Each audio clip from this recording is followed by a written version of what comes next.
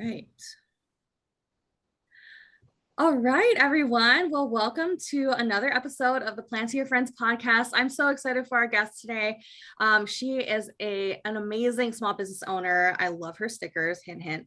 But please help me welcome Taylor from Shop Sister Studio, right? Shops. Did I get that wrong? Yeah, Studio Sister. I think there's so many S's. I was like, okay, let me get this in the right order. We do have this thing for alliterations. Like, I like when things all start with the same letter. So that's how we end up as Studio Sisters. And then, like, our Instagram and Etsy handle is Shop Studio Sisters. It's a mouthful. I love alliteration, so it's all good. Well, welcome. I'm so happy and excited for you to be on the podcast today.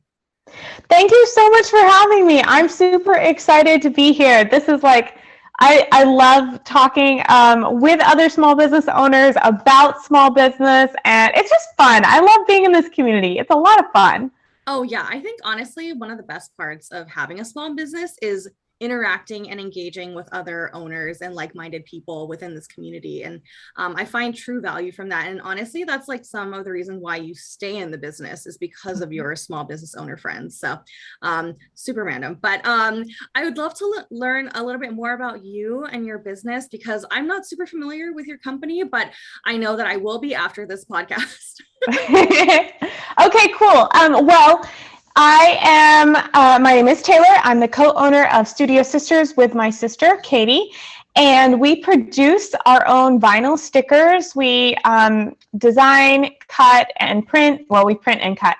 I got that out of order. I always do. We design, print, and cut our own stickers, and we are primarily Etsy based. We ship all over the world. Our stickers can be used on laptops, water bottles is popular, coffee mugs, journals, everything like that. They're waterproof, so they go a lot of places. And we started our shop in March of 2020. And by the end of 2020, we were in the top 1% ranked of all Etsy shops worldwide. It has been like an amazing dream. And we get to see our stickers go everywhere and watch people do these like creative things with them and give them as gifts. And it's just the greatest possible thing that I could be doing in my life right now. And I get to work with my sister every day, which is an absolute blast.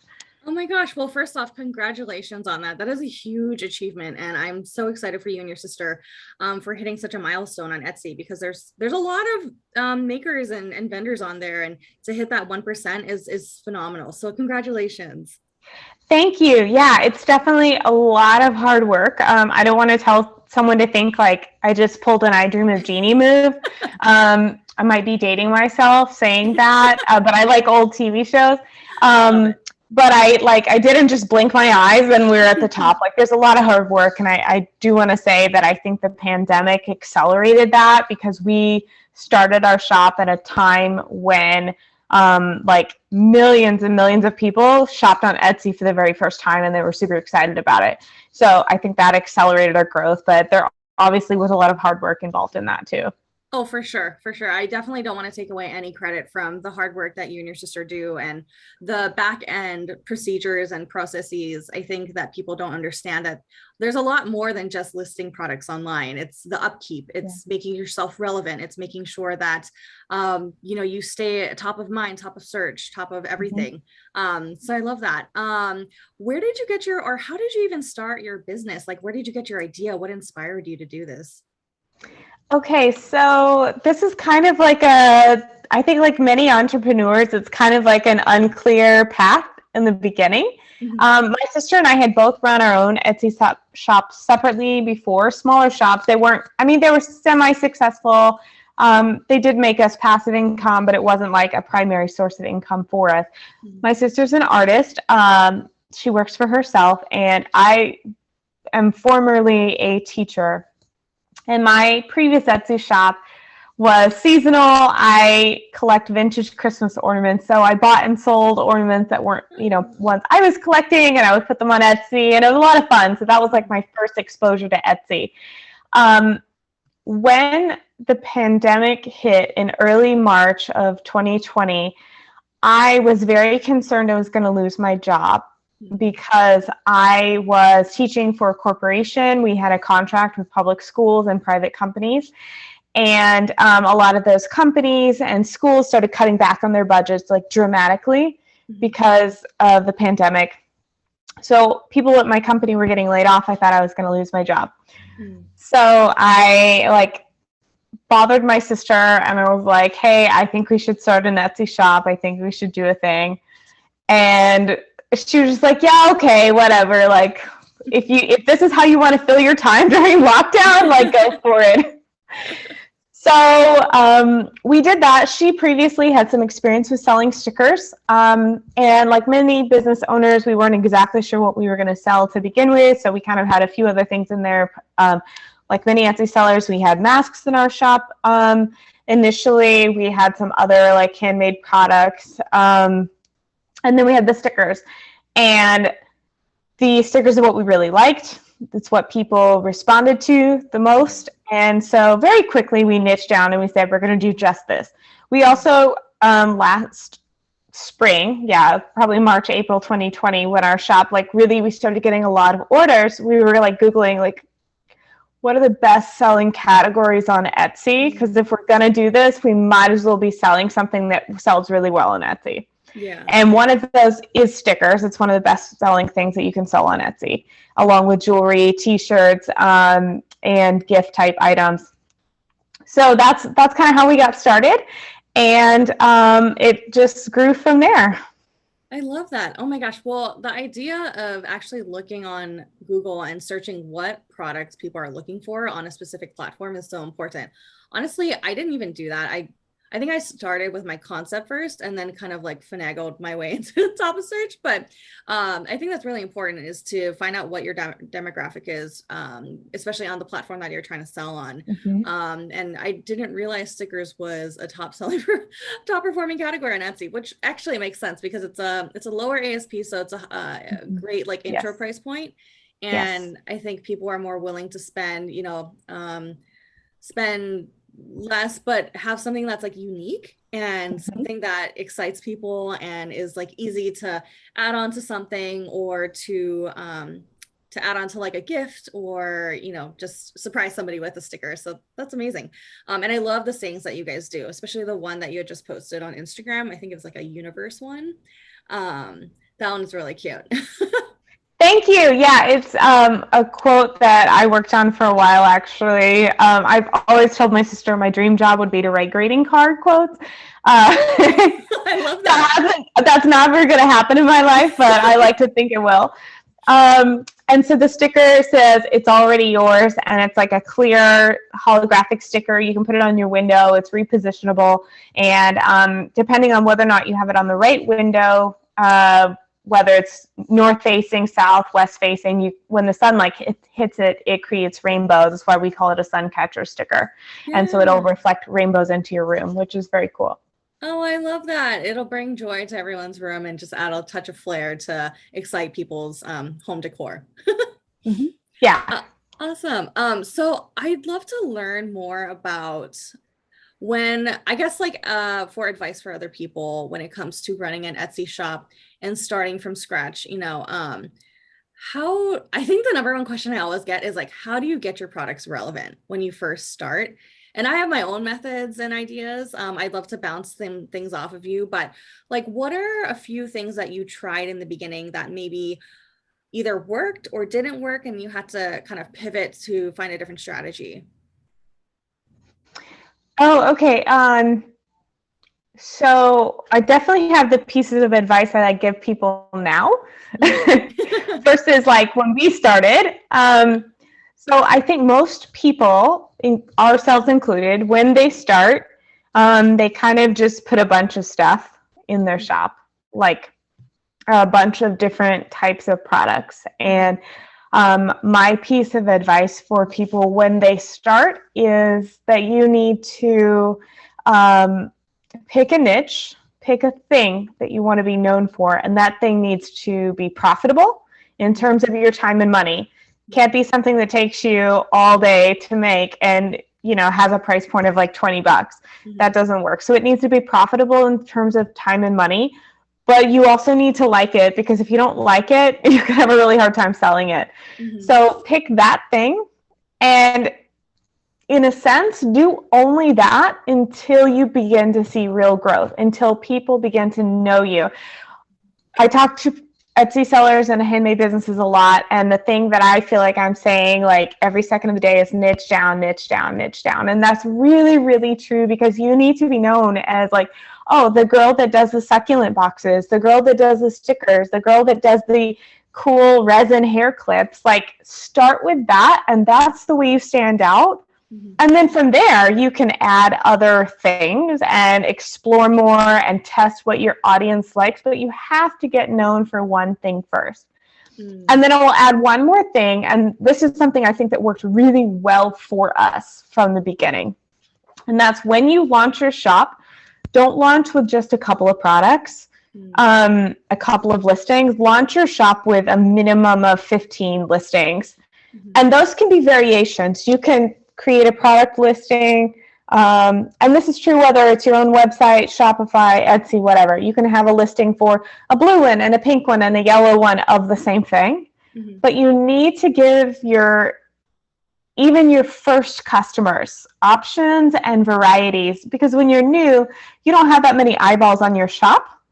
But we want to maximize the eyeballs you do have by giving them like a bunch of ideas, a bunch of choices to buy from, and possibly they don't just buy one thing, they buy two things. So even though you maybe only had one customer that day, maybe they bought two things instead of one.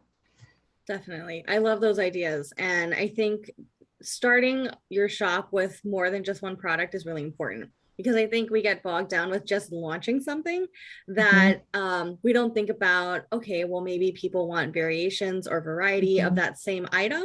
Like the gift boxes that I offer, I do different card types or like different candle types, but use your mainstay product and then just tweak things here and there and create, I would almost say like duplicate listings, but they're just tweaked a little bit, which I didn't learn until like after my first year of running a business. Yeah, someone asked me the other day, they said, hey, why is it when I click on some Etsy shops, it seems like I see two of the exact same listing?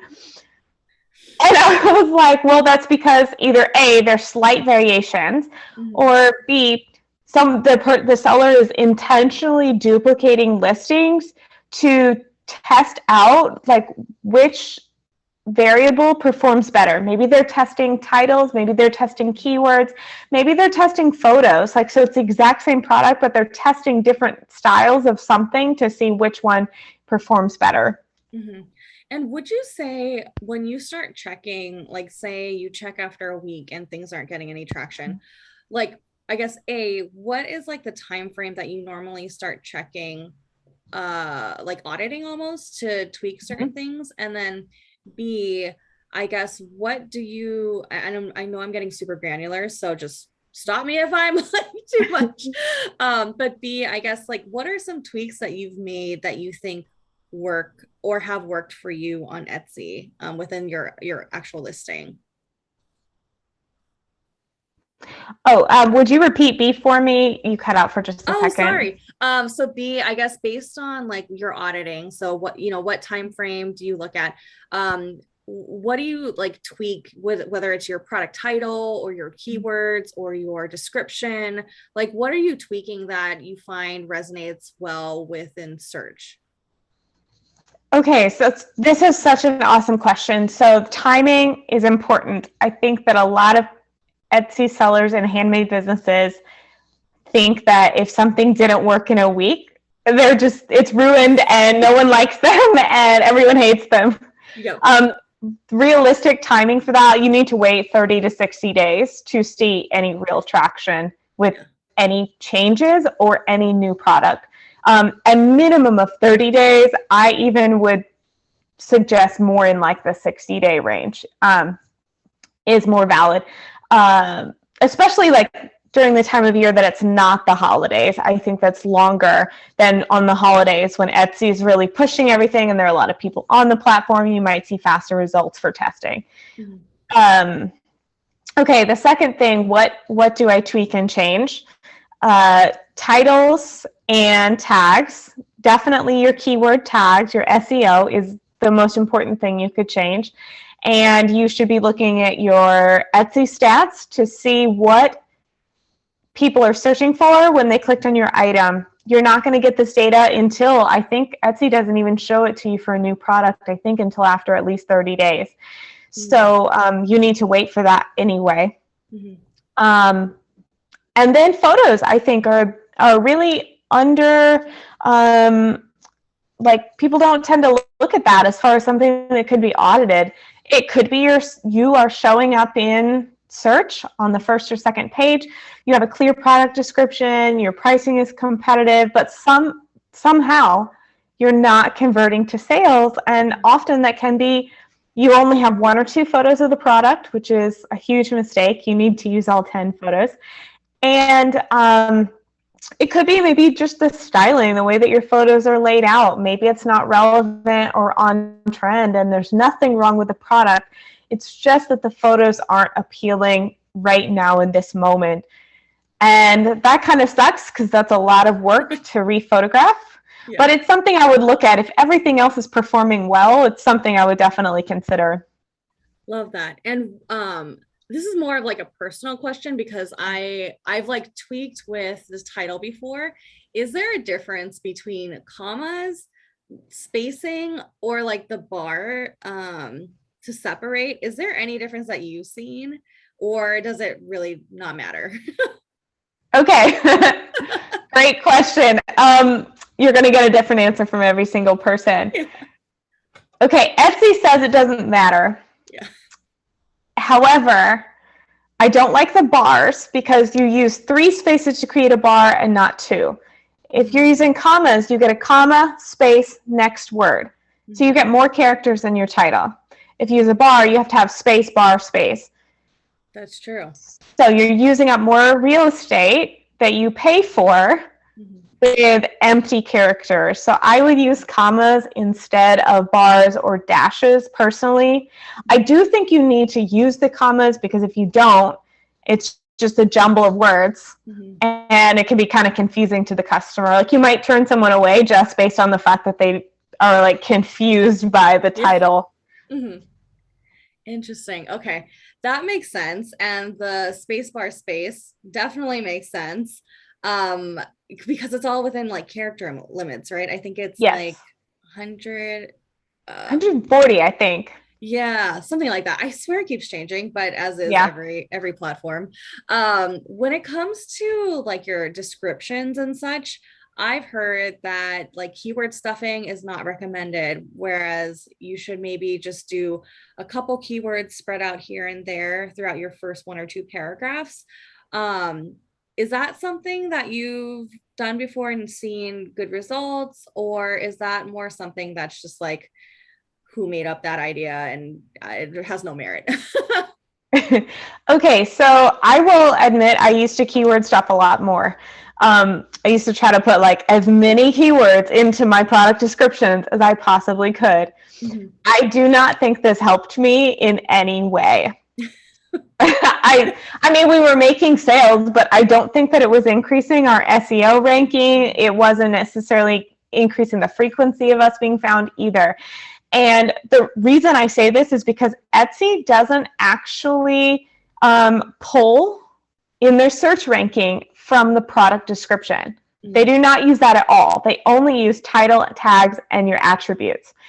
So the product description is solely for your customer's benefit. It doesn't help you get found. So I would take out the majority of your keywords and don't stuff your product description. However, that being said, Google, Bing, Yahoo, any outside search engine does look at the product description. And Google is the first, I don't know, it's about the first 2 to 3 sentences.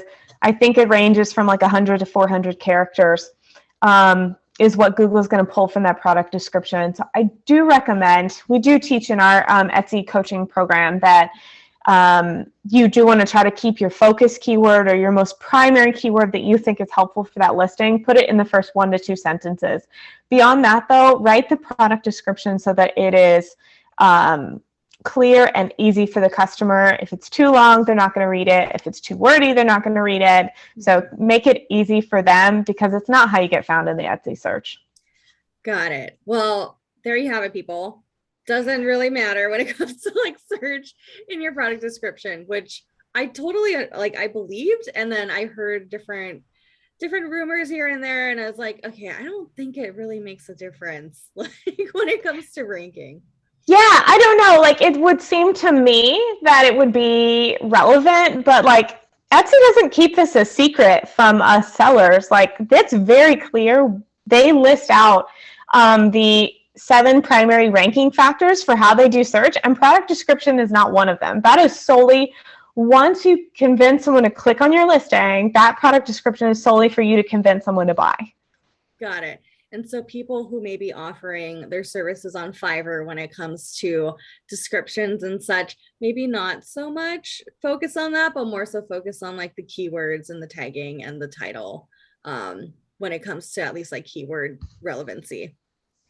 Yeah, so your freelancers who promise to like kill it with your SEO and rank you at the first and get you tons of these sales, guys, please don't fall for those internet scams. Please don't do that.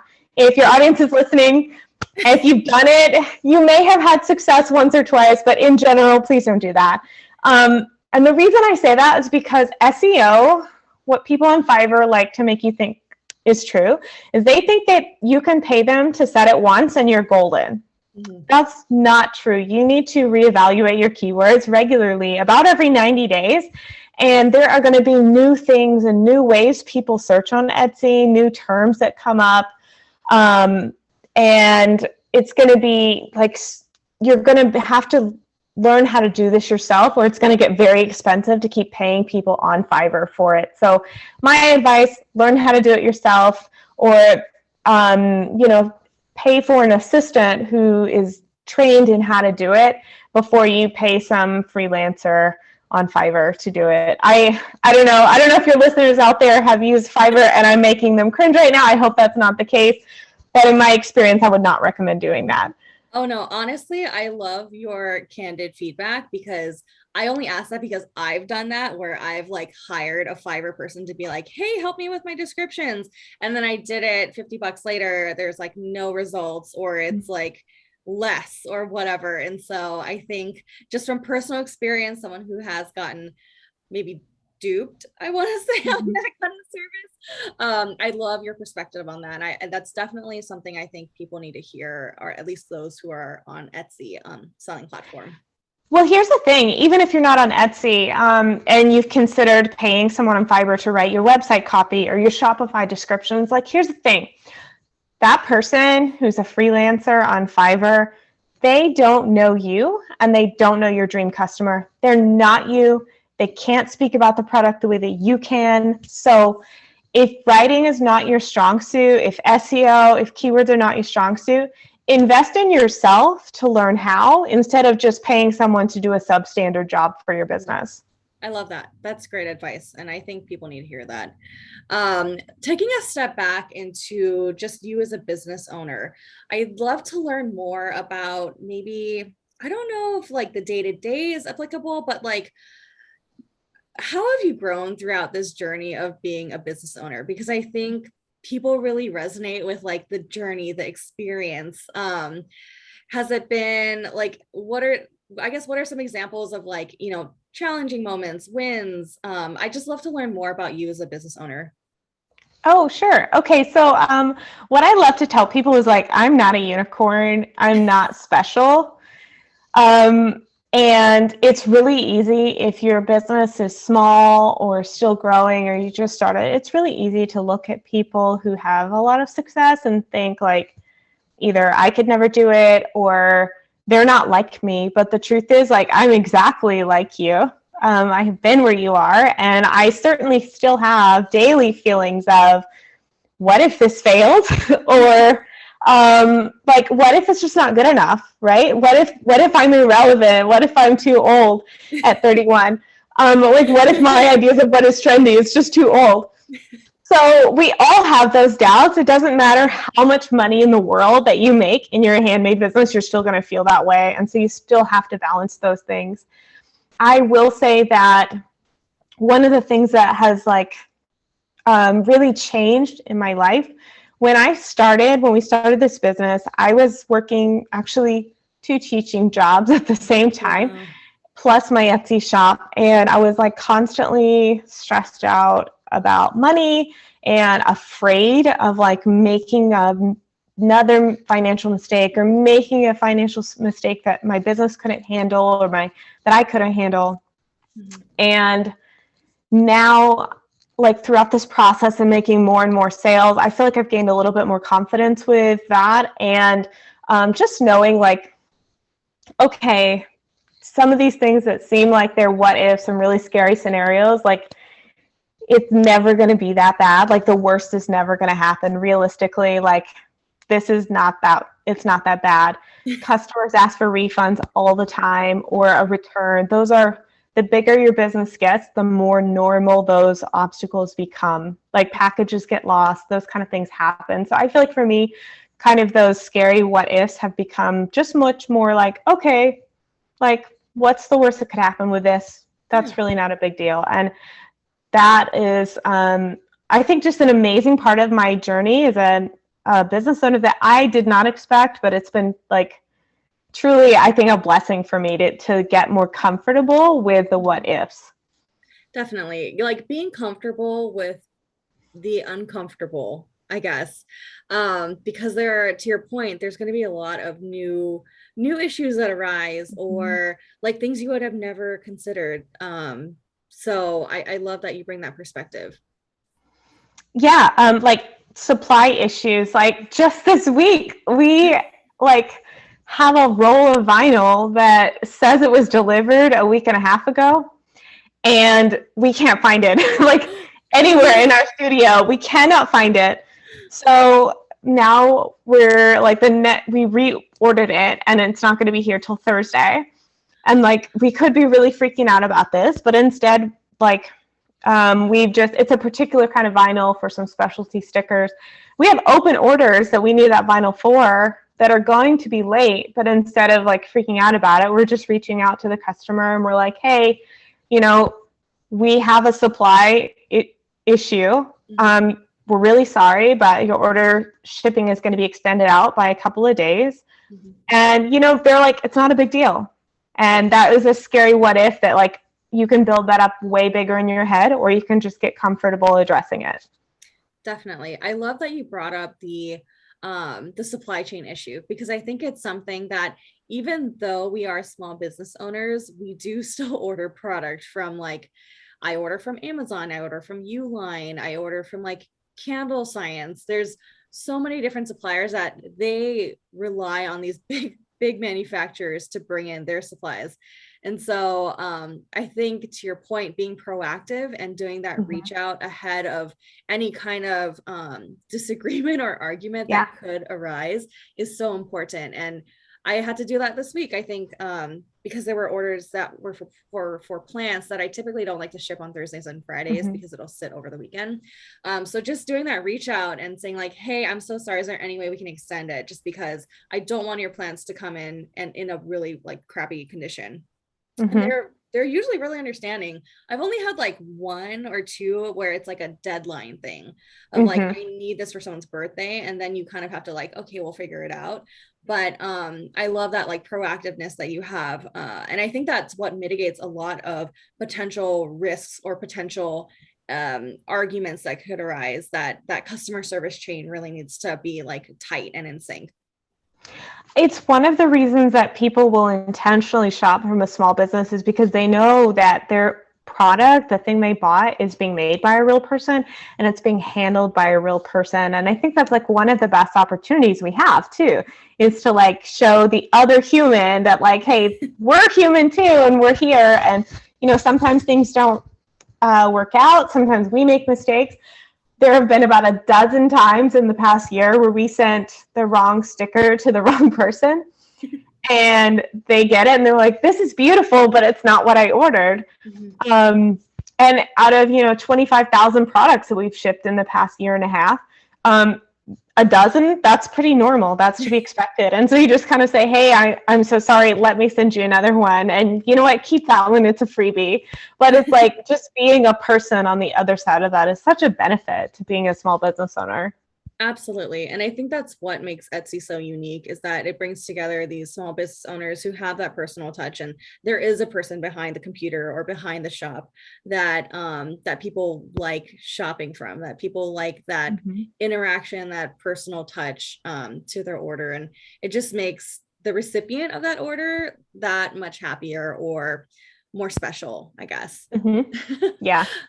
When it comes to, I'd love to learn your ideas or your insight behind how you work with Etsy and then integrate your social media strategy behind.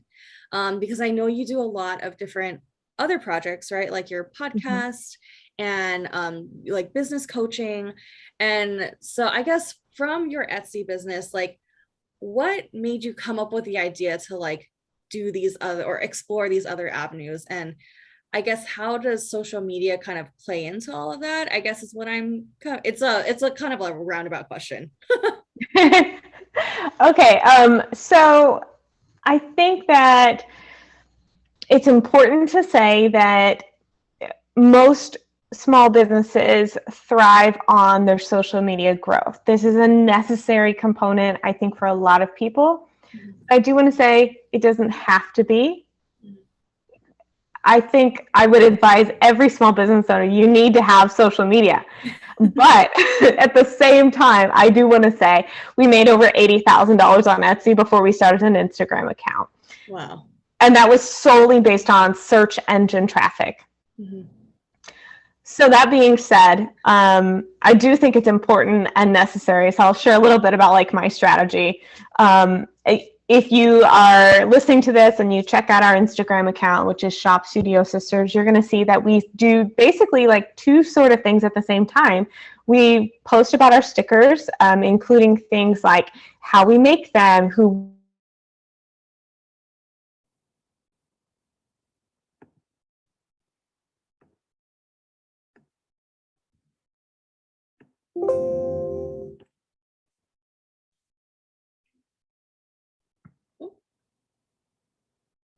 So, oh, sorry, go ahead. It cut out a little bit. Do you mind just like recapping me the last 20 seconds? Apologies. Yeah. Okay. I thought so. I was like, something might have went wrong there. But I was just going to keep going with the show. Okay. So the other thing that we do on our podcast, so the other thing that we do on our social media accounts is we speak to other Etsy sellers. We have an Etsy coaching program. We have a course for Etsy sellers in which we teach our step-by-step strategy on how we made 6 figures and how to grow your Etsy shop. And we have a podcast where we share our best Etsy tips, our best creative small business owner advice, and lifestyle content like that. So how do we integrate sort of all of those things? It's not easy. I will admit that sometimes we struggle with, are we sharing too much of one thing or another? And we have our doubts. So if you have ever been on social media and you doubt yourself, like, is anyone going to care if I post this thing? Or is anyone going to be so confused if I post this thing? Like, this is me every day. But we have audited like some of our, like, I would say in a sense, like super fans on Instagram. And I've just reached out to them and I've said like, hey, so we're kind of do these two separate things. Is that confusing to you as someone who knows our account really well? I'm kind of concerned, like, what if we're giving our followers whiplash back and forth? And they've actually said to me, like, no, I follow you because, one, I really like your products and I think they're great, but I am also a small business owner and I appreciate that you don't just try to sell your coaching program, you also show your own business and what you do. And what that basically uncovered for us is that the people primarily who are buying our stickers, our target customers, happen to also be small business owners. So there's a lot of natural flow. So my advice to someone who has a similar kind of dilemma of, I do these two things. Like I have a friend who sells polymer clay earrings and tapestry weavings in her Etsy shop. She's also a digital storyteller and she has a course on storytelling online. And so she's kind of has to put all of these things together in her one social media account. And it's amazing. Like, she just feels really comfortable that the people who follow her like color and joy and creativity, and those things can be found in all of her different products. I don't know if I answered your question or not. No, I love it. I think that the point, your point of identifying that the people buying your product, also a lot of them happen to be small business owners, is very interesting, right? Because you're almost getting into like two niches where it's like the average customer who's buying something for themselves or for somebody else, but you're also like taking it a step further where it's a small business owner who comes to your shop because they like your product, but also because they're trying to learn something from you. And I think that's a great way of expanding your portfolio in the long run, which it's great to diversify, right? And I'm assuming that's why you maybe are exploring those or doing those paths. Correct. Yeah. So, if you sell, for example, like T-shirts with cute, funny, like mom sayings, it might not be too far distant from your small business to also share kitchen organization for busy moms. If that's your thing, your other thing that you love doing, it might not be too far off to also share maybe just stories about your own life as a mom and a maker. And if that's in line with your target customer, then it might make sense to add on some other depth. A lot of people in the marketing world call these content pillars. And I think that's kind of overlooked for small business owners is you don't want to only sell your product in every single post that you do, right? You need to have other things that are relevant to you, but also relevant to your target customer in sort of like that you could comfortably talk about. I think there's a fine balance between putting product out there versus you as a business owner versus like maybe tips and tricks or, how to run your business or even like the product care or where you can put your product on. Because if you continue to bombard people with just like product, people get tired of that and that's when you see your engagement go down. Yes.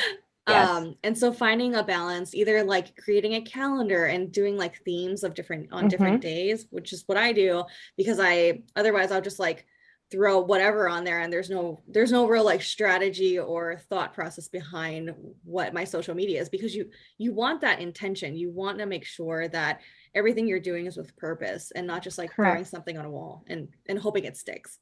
Exactly. I could not have said that better. Like if you believe in your small business and you want it to last, right? You want it to be sustainable, then you have to do everything with intention. For sure. When it comes to, and speaking of planning, when you're thinking about like next year growth, next year evolution, do you actually like sit out at the beginning of the year or like end of the prior year and start drafting or like putting down ideas that you want? Or like, what is the mindset behind when you're trying to grow your business? Okay, so I love this because my sister and I have been doing this all week, this week actually. Nice. And so to talk about last year previously, last fall is when we decided we're going to start teaching other people how to do what we do. So we brainstormed and kind of mind mapped out, we're going to start a podcast and we're going to build a course. So that was like our big growth plan for 2021, and that's what we launched. So for 2022, we're kind of working on that right now. So we've been kind of asking ourselves, you could do this by yourself, even if you don't have a business partner. But basically our process is like we get out some notebooks and coffee and just like sit. It's Florida, so we'd like to sit outside where she and I live. We live in Florida, and we just like brainstorm what's going well, what's not going well, what do we feel is out of touch. And if you're not sure of these answers, you need to ask your customers. But we had some good ideas of like, hey, we feel like the vibe of some of our photography isn't really quite right. So that's a goal that we're working on for the next year. And then in particular for like kind of planning for next year, we're looking at adding digital products to our Etsy shop. So we're kind of asking ourselves, what would our target customer want? Like we basically brainstormed a huge list of possible digital products, and then we're kind of going through them. Would this one be relevant to the target customer? Like, check or cross it off, like which one is good or bad? And just playing with that, starting with a ton of ideas. You don't have to like make them perfect. Write them all out, and then kind of narrow them down. And then the next step of the planning process, which is what I've been doing all day today, is actually like doing now the product research on Etsy. Specifically, we think these are good product ideas for our target customer. Now let's validate them on Etsy and see if there's a market for them on Etsy specifically. I love that. That actually gives me some really great ideas. So first and foremost, thank you for that. Thank you for sharing. I would love to hear too what you're thinking for 2022. Like, where are you at with your business? That is a great question. I've actually just started to think about it because, so outside of this business, I have I have a full-time job. And so like we're doing 2020 strategy planning right now. I was like, oh, I should probably do that for my own business. Which, isn't that funny? Like, we do things for other people's businesses and other people's, our job for other places. Yet when it comes to like, if you run your own business, at least for myself, like I'm not even thinking about some of these things, whereas it's like, okay, promo planning or marketing or like all these different verticals that you need to think of in order to get that flywheel effect going. But it's like, I'm not even thinking about that for myself, which is like, you're doing a disservice to yourself at some point. But to your question about 2022 planning, I actually was going to like take myself on a mini getaway retreat and just like get out of the city and be like, okay, what do I want to do? I really want to grow my podcast because honestly, like talking to other small business owners is almost as equally exciting for me to do as running my business, if that makes sense. And then so expanding my podcast and then doing more, to your point, like digital downloads or things that you can have passive income come from it, right? Because it's all about like putting in the effort now and then kind of reaping the rewards afterward. And so expanding, maybe like doing one-on-one coaching or having like 15-minute coffee talks, or just like taking the knowledge that I have and implementing them into more of like, not necessarily like physical products, but services as opposed to like packing. Because I found that like you're saying what doesn't bring you joy, or like what things that are not working for you. For me, like packing is not my passion. And so how can I take what I've learned and apply that to something where I don't have to do that anymore or lessen that load? So that's kind of my mindset right now in 2022. As the business expands, I'll probably hire somebody to help me with the packing side, because I think as your business expands, you really need to think about what services or things that you can outsource, right? So you were talking about like having an assistant, or I don't know if you have a virtual assistant or if that's something that you've thought about, but like I have one and she's great, and just doing those tasks that I can't or don't have the bandwidth to do. So we at this time like do not have a VA or any kind of assistant. We have occasionally or at different points outsource some of our editing work, writing work, content, things like that. And so we're like kind of looking forward to the point where we can just regularly hand that off. That's also, I would say, like you kind of a goal for next year is to maybe, kind of sit down and strategize. But before we get to that, we also have to put the like systems and processes in place to be able to hand that off, instead of just keeping a lot of it in your head, right? So working on, fine tuning our standard operating procedures and our message templates on how we want to have someone respond to DMs and customer messages and that kind of thing. There's a lot that will go into place before we're actually ready to reach that step. And fortunately, like there are two of us, so I will say that's a little bit of a benefit, is like we divide up a lot of the work. Oh, I love that. When you're thinking about strategies and processes, are there any tools that you really love using? Like for example, I use Trello to do all my project management. Are there like applications or or yeah, plugins that you find of value that you'd be willing to share? Oh, we use Trello Nice. for pretty much anything. I'm a big physical planner person. Like, I like to write things down to remember them. I work from a single to-do list sheet. I think actually I heard you talking about this on a podcast as well. Like, I start with a fresh to-do list every day, and I rewrite things from earlier in the week that didn't necessarily get done, and I put them, if they're going to get done that day, I put them on that day's to-do list. I pretty much just like to use one notebook, even if it has multiple categories or multiple topics, just to be able to only, like, for convenience sake, only carry one notebook.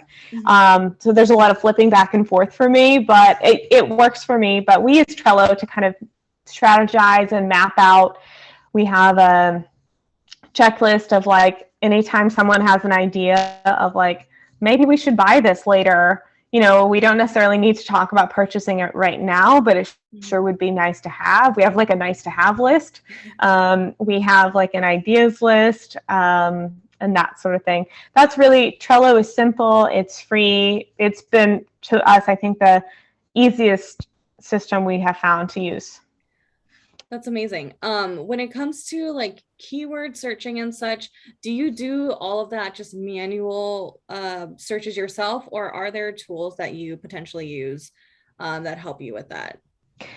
Yeah, so that can save you a lot of time to use keyword research tools. I will say we have a specific method that we use to rank high in search. We do teach that method in our course. So if you're interested, you can certainly reach out to me for that specific information. But we do teach how to do it manually for free. Also, we use Sales Samurai. It's a relatively new tool. And then I also tend to look at eRank from time to time for keyword ideas, just to validate it against my other tools. But primarily we use Sales Samurai. And it has a Chrome extension, which is like, it extends directly into Etsy. So unlike the other tools where you've got to flip back and forth between windows, that one you can use directly inside of Etsy, which is kind of cool. Oh, I love that. I haven't heard about that. So thank you for sharing. Yeah. We actually have a discount code too. I'm happy to send it to you if you want to throw it in the show notes for everyone. It's like, we have a 20% off code, and it's been really great to work with that software so far. Yeah, I'd love to make sure I include it in the show notes and recap it and put it out to my Instagram and all that good stuff, because I think people should take advantage of the programs and tools like that. I think so. They're not, the keyword research tools, they're not free, but it's relatively low cost. Most of them are $10 to $15 a month. And, like, I always tell people, if you're really being honest with yourself, that's how much you spend on one lunch out to eat. Just one meal a month. Yeah. And it's probably not even the best meal you've ever had. So if you think about it that way, like, are you really willing to spend, $15 on lunch, but you won't spend $15 a month on your business? It only saves you time, and it could only accelerate your growth. So, like, why wouldn't you use those tools? That's really good perspective. Like, equating it to something you eat or something that you have to buy. I think I bought lunch yesterday and it was like $25, which you could make like 50 to 100 times that by just investing in tools like that in your business. I love your take on platforms like Amazon Handmade, where they're reaching into that realm. Do you foresee, I guess, like, as a Etsy seller and looking ahead at, like, forecasting and so forth, because I've been reached out by Amazon Handmade in the past, and I think it is something that's like a Etsy trying to equate to that. Do you have any thoughts on that platform? So I don't sell through Amazon Handmade, so I will say I don't have a lot of experience with that. I think that there are probably plenty of people, if you Google, who do sell, who could maybe give some more specific, like, in-depth advice from people who have sold there. That being said, I think that it's only natural for platforms like that to pop up. You can now sell through Facebook and Instagram. with your Etsy shop as well. This is a feature that we have recently added. We're testing about, I'd say, 30 to 40 products of ours on Facebook and Instagram, selling directly through Facebook Marketplace. And it's very similar to Amazon Handmade. Facebook is kind of like luring you in, I will say, with a like no seller fees through June of 2022. So it literally costs us $0 to test this out. I think that right now is not necessarily the best time yet to jump on Amazon Handmade. It's not that well established, and it's, from what I understand, maybe not quite as seller friendly for small businesses. And it leads the customer to assume that if they're buying on Amazon, they are expecting like 1-day shipping. And that's like, why set yourself up, in my opinion, to be treated like a corporation? Why set yourself up to have that, the platform you're using, as like a cold, hard corporation that like, that the customer expects? If they just didn't like it when they received it for no reason at all, they should be able to return it. And in my opinion, that's just really not the direction that most handmade business owners want to go in. It might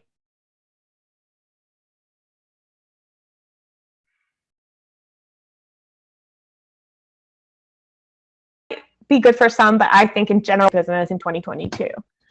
Got it. Okay. Sorry. I think I caught the last bit of that, but I love your perspective on the fact that Amazon treats their, I guess, if you're going on Amazon, you have a certain expectation of customer service. And if you go on Etsy, there's a certain expectation, and the two are just so different. So to your point, it might be something to hold off on until there's maybe a different mindset around the handmade experience.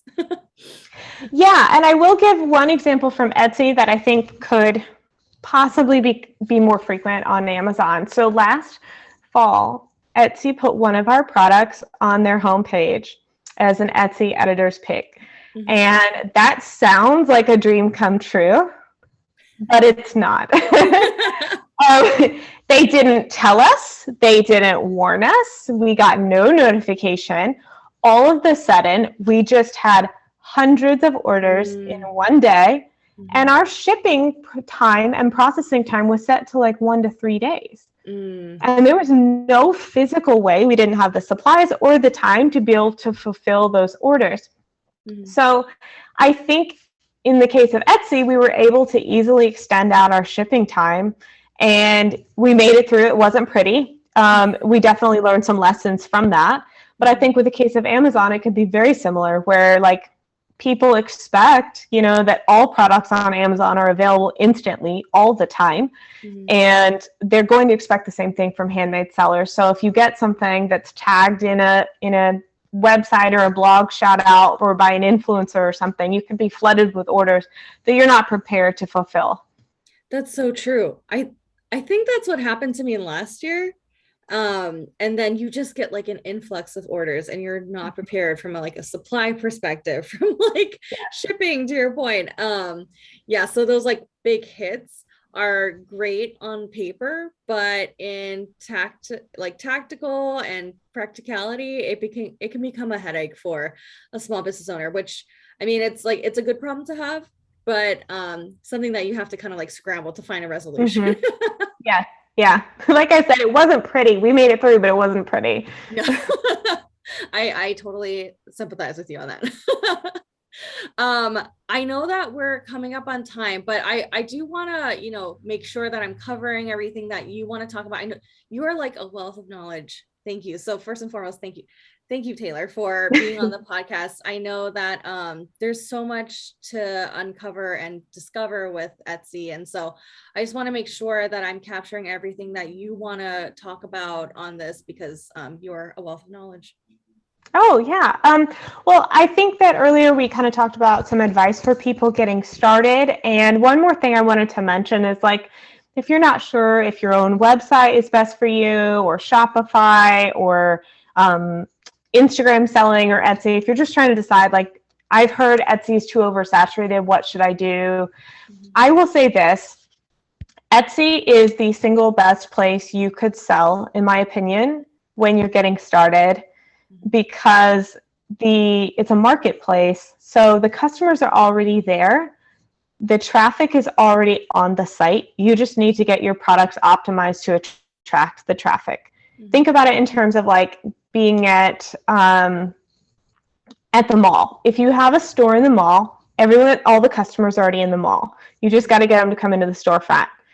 It works like that. However, if you are selling from a table outside of your house, right? You start your own website and you put your products on your own website and you're a brand new business, you basically have to go get your own traffic one person at a time. So imagine being in a mall full of customers or having a table outside your house and you're waving people down from the street, like, come buy my stuff.